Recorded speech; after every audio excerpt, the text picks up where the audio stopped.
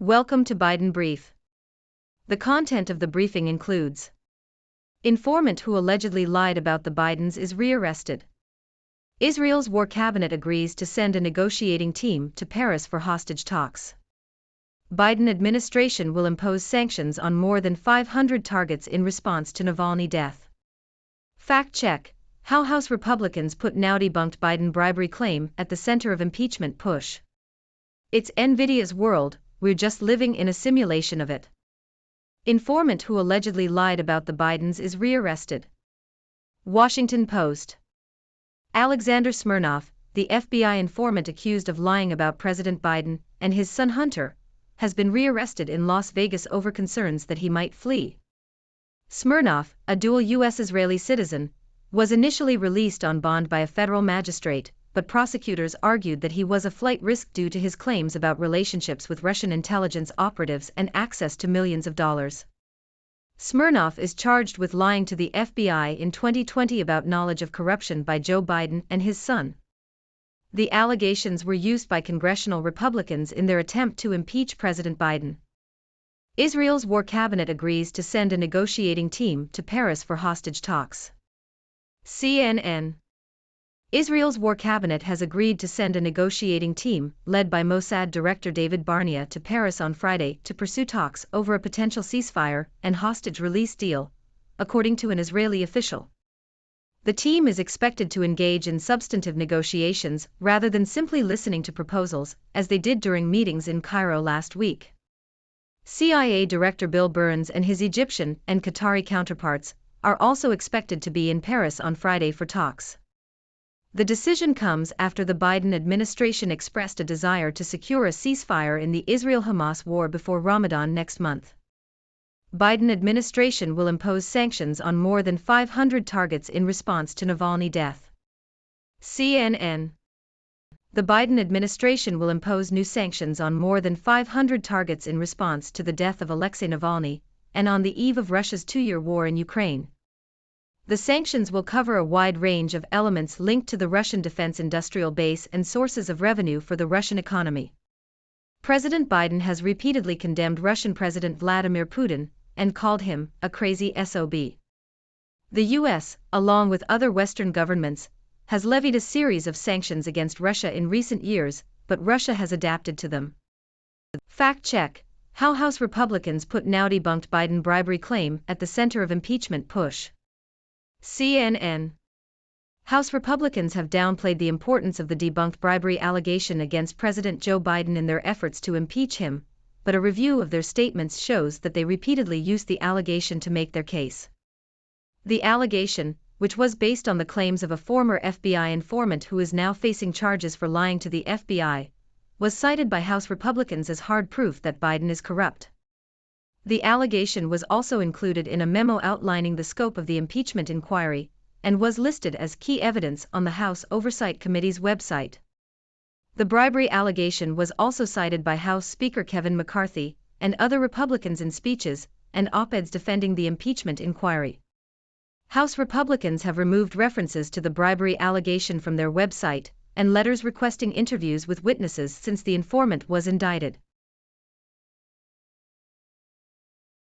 Biden meets Navalny's widow and daughter, vows sanctions on Putin. South China Morning Post.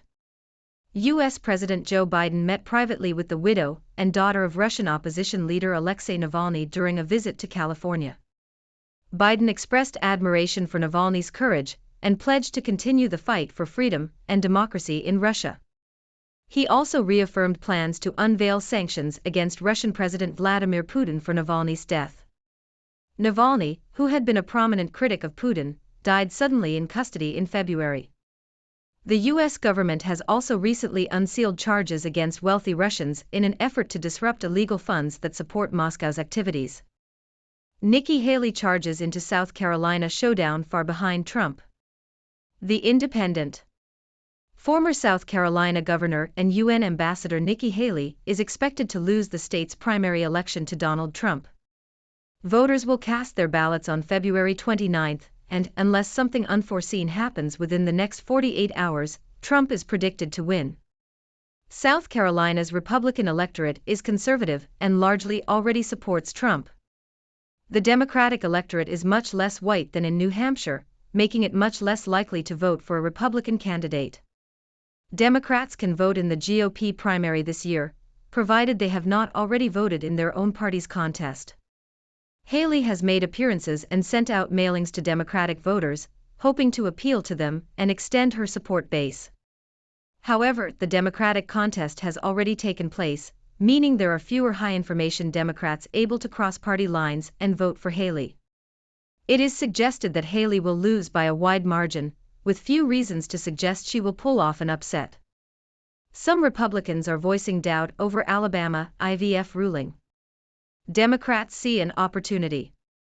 Associated Press. The recent Alabama Supreme Court ruling that declared frozen embryos created through in vitro fertilization, IVF, as children under state law has led to concern among Republicans, as it could jeopardize access to IVF in the future. Democrat and left-leaning groups have focused on abortion rights as an important issue in the upcoming presidential election and the fight for control of Congress. They believe that abortion can be a winning issue as public concern widens to encompass areas such as access to medication, emergency care, and IVF treatments. The GOP has struggled to articulate its position on abortion, while abortion rights advocates have won races even in conservative states.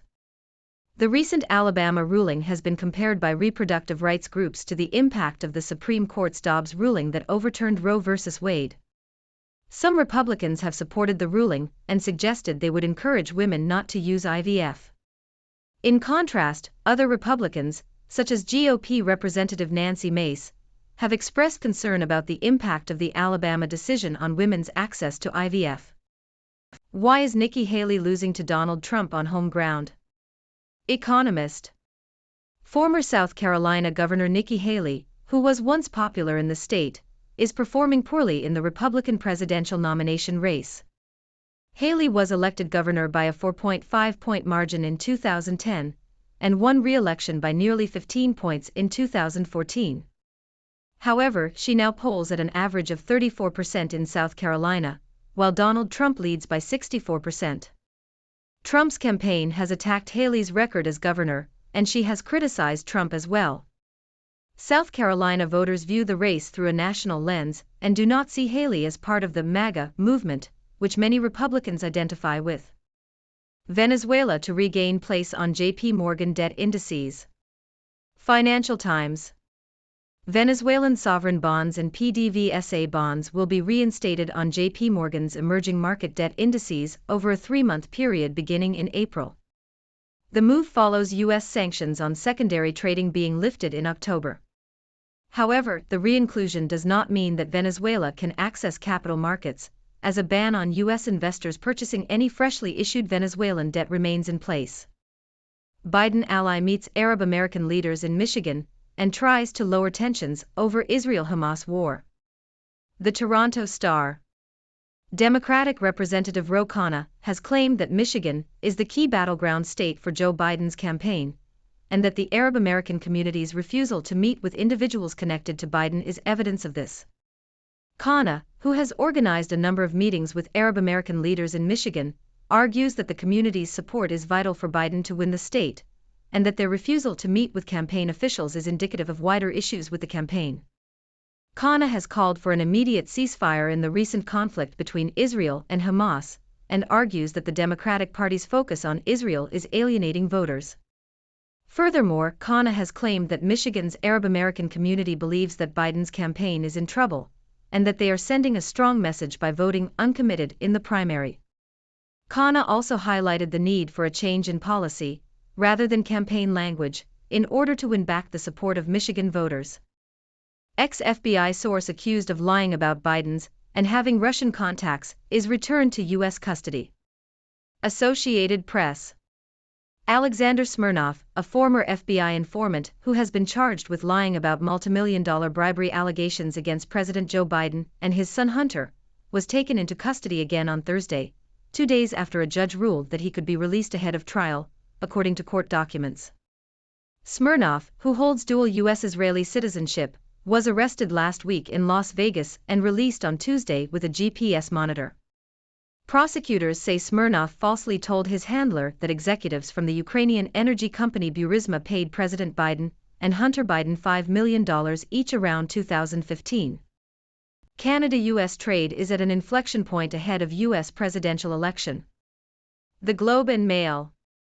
Trade tensions between Canada and the US are likely to continue, regardless of whether Joe Biden or Donald Trump wins this year's US presidential election, according to Eric Reguli in the Globe and Mail.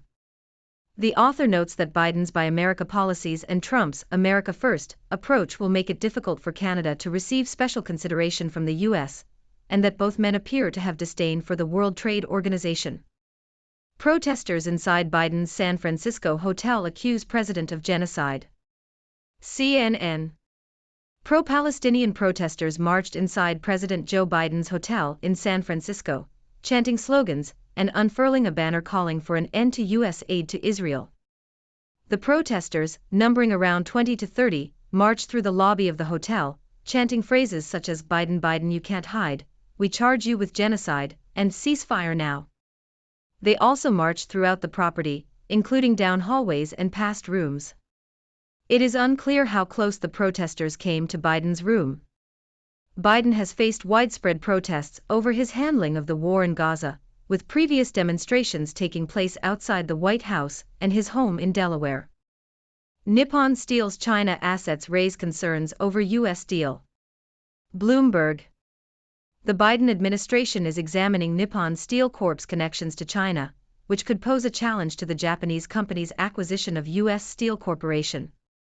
The administration is focused on protecting the U.S. steel industry and is concerned about the potential access to U.S. markets for Chinese-sourced steel. The acquisition is already facing opposition from organized labor and former President Donald Trump, and scrutiny over Nippon Steel's China holdings could further complicate the deal. Germany is failing Ukraine and Europe. Foreign policy. Military chiefs from across Europe are urging their publics to be prepared for a major war with Russia. However, Germany has not taken the same stance as other European countries, and has not shown strong support for Ukraine in its war against Russia. German Chancellor Olaf Scholz has only stated that Ukraine should not lose, rather than explicitly stating that Ukraine should win. Germany needs to change its approach and take a proactive role in ensuring that Moscow's triumph does not become a reality.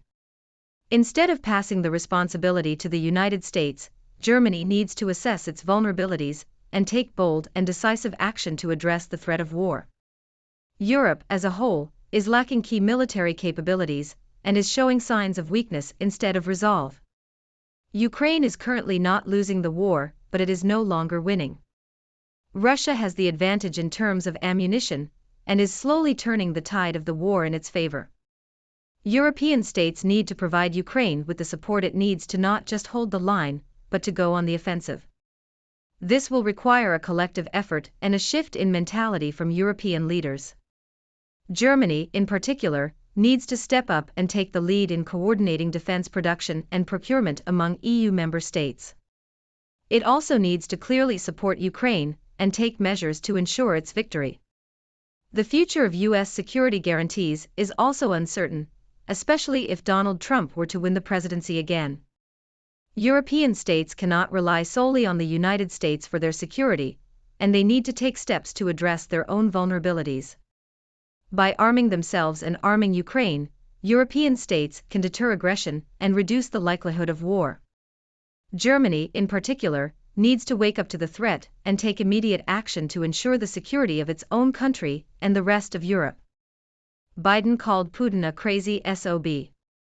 The Kremlin called Biden a cowboy. New York Times. During an evening fundraiser in California, President Biden referred to Russian President Vladimir Putin as a crazy SOB.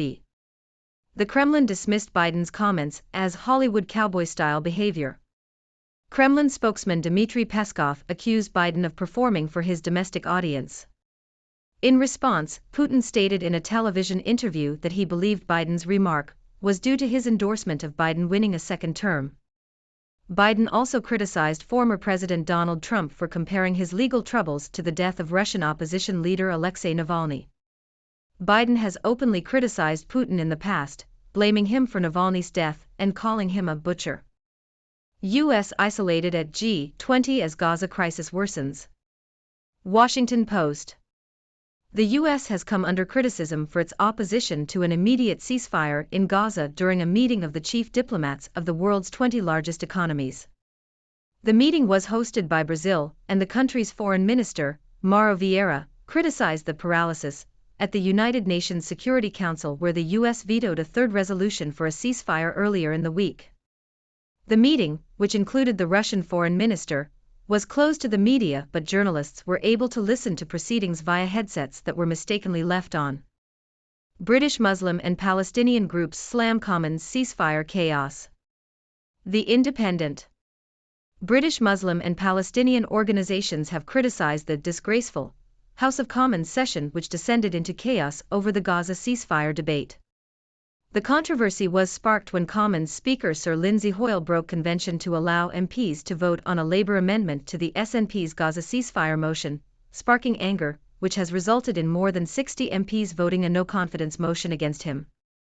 As the uproar in Westminster continues, organizations pushing for an immediate ceasefire have accused Parliament of losing sight of the war through political games, as Gaza's Hamas-run health ministry estimates more than 29,000 Palestinians have been killed during the conflict. Republican congressman says Biden impeachment unlikely, but highlighting inquiry will continue ahead of election. CNN. Republican Representative Scott Perry of Pennsylvania said during a speech at the Conservative Political Action Conference that he doesn't believe there will be enough votes to impeach President Joe Biden. However, Perry and other conservative members plan to continue pushing claims of Biden's wrongdoing and bring this information out to influence public opinion ahead of the November elections. Perry blamed federal agencies for restricting access to information that could verify Republicans' claims against Biden. House Oversight Committee Republicans have recently deleted references to a former FBI informant from their summary of their impeachment inquiry on their website, suggesting they are trying to downplay the significance of the informant's claims. Well, my dear viewers, what a whirlwind of news we've had today. From the rearrest of the FBI informant who allegedly lied about the Bidens, to Israel's war cabinet sending a negotiating team to Paris for hostage talks, to the Biden administration imposing sanctions on over 500 targets in response to the Navalny death. And let's not forget about the ongoing tensions between Nikki Haley and Donald Trump in South Carolina. It's been quite a day. Now, let's dive into some analysis. First off, the rearrest of Alexander Smirnov, the FBI informant, certainly raises questions about the validity of the claims he made about corruption by Joe Biden and his son. It seems that the allegations were used by congressional Republicans in their attempt to impeach President Biden, but now that Smirnov is facing charges for lying to the FBI, it's clear that his credibility is seriously in doubt. Moving on to the Israel-Hamas conflict, it's interesting to see Israel's war cabinet sending a negotiating team to Paris. This shows a potential shift in their approach, as they are now engaging in substantive negotiations rather than just listening to proposals. It will be interesting to see if any progress can be made towards a ceasefire and hostage release deal. Now, let's talk about the Biden administration's decision to impose sanctions on over 500 targets in response to the Navalny death. President Biden has repeatedly condemned Russian President Vladimir Putin, even going so far as to call him a crazy SOB. It's clear that the U.S. is taking a tough stance against Russia, but it remains to be seen how effective these sanctions will be in deterring further aggression. And finally, let's touch on the ongoing tensions between Nikki Haley and Donald Trump in South Carolina. It seems that Haley is expected to lose the state's primary election to Trump, as the Republican electorate in South Carolina is largely conservative and already supports Trump. Haley has been trying to appeal to Democratic voters, but it appears that her efforts may not be enough to secure victory. Well, my dear viewers, that's all the time we have for today. I hope you've enjoyed our lively discussion of the day's news. Now, I'd like to hear from you. What are your thoughts on these stories? Do you have any questions or comments? Let's keep the conversation going. Thank you for tuning in. The content above showcases the latest briefing reports and analytical synopses, thoughtfully curated by the 6Do team. These insights stem from a wide array of reputable media outlets, think tanks, government sources, and specialized experts worldwide.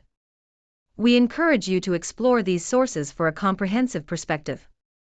Keep in mind that while the content may not always align with the official standpoint of 6 Brief, it's not meant to be taken as absolute directives for decision-making. Comprising seasoned media professionals, learned scholars, and accomplished scientists, the 6 team embodies a trailblazing, fully independent media entity. To customize 6 Brief to meet your professional needs, you have the option to subscribe to a diverse array of briefings on our website, 6dobrief.com.